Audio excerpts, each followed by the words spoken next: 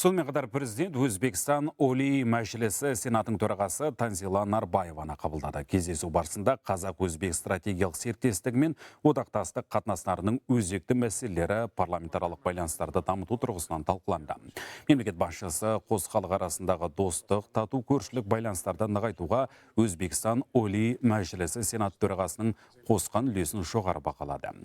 Қасым-Жомарт Тоқаев пен Танзила Нарбаева парламентаралық дипломатияны, сондай-ақ сауда-экономикалық және инвестициялық ынтымақтастықты одан әрі дамыту мәселелерін талқылады. Ваш визит является очень важным с точки зрения. Сіздің сапарыңыз елдеріміздің арасындағы достық қатынастарды нығайту тұрғысынан өте маңызды.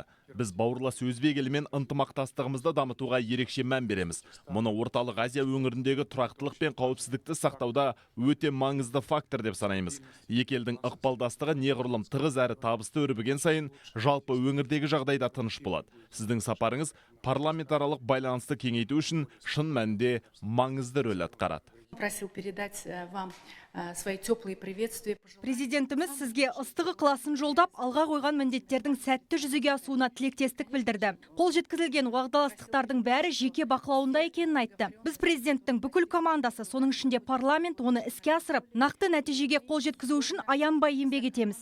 Өзіңіз айтқандай, Өзбекстан мен Қазақстан бір-біріне ең жақын әрі сенімді серіктестер. Кездесу соңында Қасым-Жомарт Тоқаев екіжақты стратегиялық серіктестікті тереңдетуге сіңірген еңбегі үшін Танзила Нарбаеваны екінші дәрежелі достық орденімен марапаттады.